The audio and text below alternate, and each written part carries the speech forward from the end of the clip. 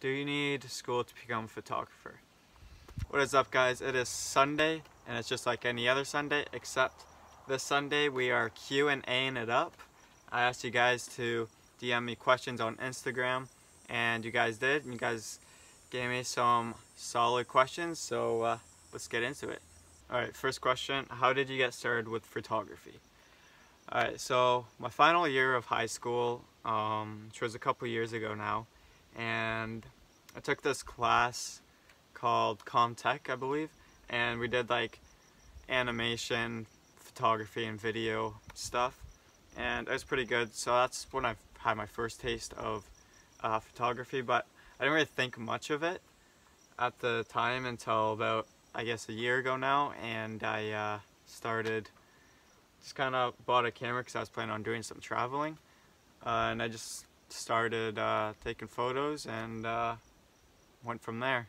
How long have you been doing photography? I have been doing photography for 1 year. Have you tried black and white photography? I have done a little bit of black and white photography, not like a whole lot, mostly just portraits mostly. I did, I think one of my self-portrait videos, I did a couple photos that were black and white, but yeah, I haven't really done too much, so I'll have to do more though, because I think black and white does look really cool, so I'll definitely have to do more of it. What camera do you use and do you recommend it? I use the Canon Rebel T6, and if you're just doing photography and you're not worried about like low light conditions, I would say it's a pretty good budget camera, but it's really bad like in low light. Like if you were doing night photography or something, it's really bad for that. And if you're doing video, it's really bad for that too, because it doesn't have continuous focus or anything like that. So yeah, don't get it if you're doing like night or video, but other than that, it's pretty good. What tips would you give a beginner photographer? I would tell a beginner photographer to not worry about what everyone thinks of your photo and just worry about what you think about it. Like if you like your photo, then that's all that matters, and to not compare yourself to other photographers, whether it's your friends or someone you see on social media, because you know, you gotta figure out what works for you. You gotta figure out like your own style, and it's gonna kind of slow down your progress, and yeah, so don't compare yourself to other people. How do you take self-portraits? So self-portraits, they're pretty simple overall. So basically you're gonna need like a tripod or a table or railing or something, and you're basically just gonna put your camera in manual focus. You're gonna focus on something in the background, whether you put like a chair or something there and then move it out and replace yourself there, so your focus is locked on that, and then you put your camera on a timer, or you can get like clickers, like remote like shutters that you can get and do that, but I don't know, I just find it easier to just set a timer and then just click that and then stand in the place and strike a pose. So it's pretty simple. Yeah.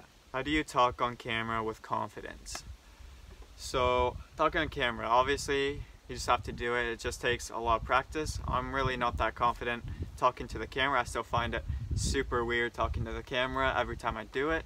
And yeah, I mean, I would say I'm probably better than when I first started talking to the camera, but yeah, it just takes practice. Just keep doing it every day, and you will get a lot more comfortable, and you'll be more of yourself on camera. What is your favorite camera brand? I have only used Canon cameras, so I haven't really experienced with like Sony or Nikon or Fuji, any of those yet. So right now it is Canon because it's the only one that I've used. How to get good at photography? Practice, you know. If you're just starting out, you know, I'd suggest just putting your camera in manual mode so you can kind of figure out how lighting and, you know, shutter and aperture all works together, and ISO, and you know, it's so you make a lot of mistakes as you start, but you kind of learn as you go. I think it's better than like shooting in the like set modes that like set your exposure and stuff, like the auto modes. And I just think it's better to learn that way, and then once you get better you can switch into those, you know, because sometimes manual is not for everything. Obviously you don't want to miss a shot. Sometimes I'll switch it into like aperture priority so I don't miss like this one shot or something that I see. But yeah, so do you need school to become a photographer? I am actually doing school for photography, and I think it's definitely helped me, but it's not necessary to go to school. Like, you can definitely learn literally everything you need to know online, but I would say school definitely like fast-tracked my progress, because you had kind of that one-on-one kind of in-person chat with like your teachers and professors and stuff, and they can tell you like, you know, where you went wrong with like a certain photo or not and stuff. So I kind of like that. Yeah. Who are your favorite YouTube photographers slash videographers? That's tough. There's a lot. I watch a lot of those guys. I guess I'll just say 3 that come to mind. I'll say Evan Ramft, Chris Howe, and Seventh Era. Those I like. Those are the main ones I've been really watching lately. So yeah, so I really like them. But I do not compare myself to them in any way. So remember that don't compare yourself to other people, other photographers, whatever they're doing. So that is it for me. If you guys liked the video, make sure you smash the like button, subscribe, give me a follow on Instagram, and if you guys have questions, make sure you DM me on there, and I will answer them in a video like this. Alright, I'll see you guys in the next video.